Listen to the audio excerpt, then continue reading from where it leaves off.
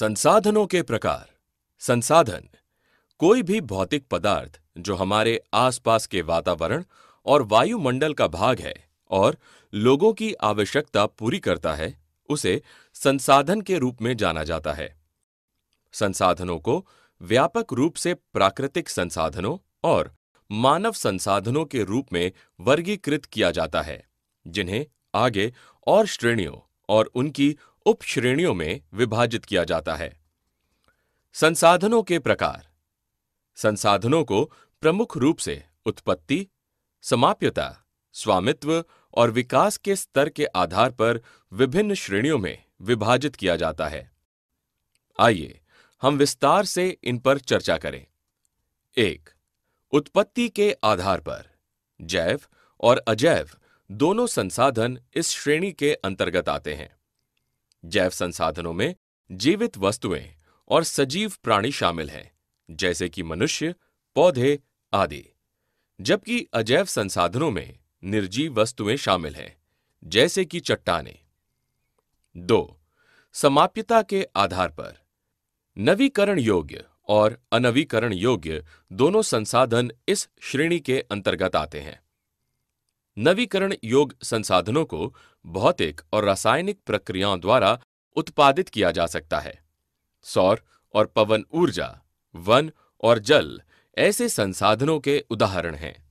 वहीं दूसरी तरफ अनवीकरण योग्य संसाधनों को इतनी आसानी से नहीं बनाया जा सकता है और उनके बनने में लाखों वर्ष लग सकते हैं। धातु और जीवाश्म ईंधन ऐसे संसाधनों के उदाहरण हैं। 3. स्वामित्व के आधार पर। व्यक्तिगत संसाधन, सामुदायिक स्वामित्व वाले संसाधन, राष्ट्रीय संसाधन और अंतर्राष्ट्रीय संसाधन इस श्रेणी के अंतर्गत आते हैं। जैसा कि नाम से पता चलता है, व्यक्तिगत संसाधन भूमि, भूखंडों और घरों आदि के रूप में व्यक्तिगत स्वामित्व में होते हैं। बागान, कुएं और तालाबों में पानी भी इन संसाधनों के कुछ उदाहरण हैं। सामुदायिक स्वामित्व वाले संसाधन कुछ लोगों के समूह या हम समुदाय या समाज कह सकते हैं के स्वामित्व में होते हैं। सार्वजनिक पार्क, पिकनिक स्थल, श्मशान भूमि, खेल के मैदान इन संसाधनों के कुछ उदाहरण हैं। जैसा कि नाम से पता चलता है, राष्ट्रीय संसाधन किसी विशेष राष्ट्र से संबंधित संसाधन होते हैं।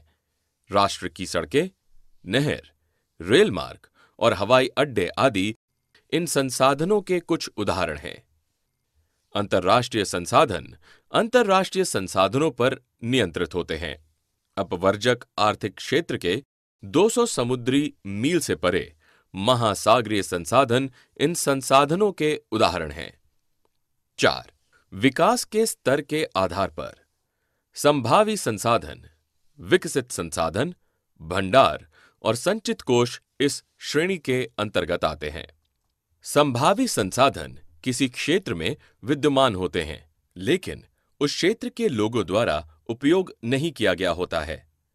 गुजरात और राजस्थान जैसे भारत के कुछ राज्यों में सौर और पवन ऊर्जा का अभी तक विकास नहीं हुआ है, जबकि इसे विकसित किया जा सकता है। सर्वेक्षण पूरा करने के बाद विकसित संसाधनों की गुणवत्ता और मात्रा उपयोग के लिए निर्धारित की जाती है। उदाहरण के लिए, भारत में कई मिलियन टन कोयला संसाधन है। भंडार संसाधन हमारे पर्यावरण में पर्याप्त मात्रा में विद्यमान है, लेकिन हम उनका उपयोग करने की सर्वोत्तम तकनीकों से अवगत नहीं है।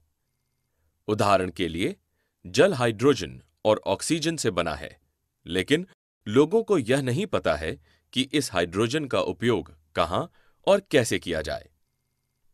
जैसा कि नाम से पता चलता है, संचित कोष का अर्थ भविष्य के उपयोग के लिए सामग्री आरक्षित करना है, यानी उनका उपयोग शुरू नहीं हुआ है। बांधों में जल और वन संचित कोष के उदाहरण हैं।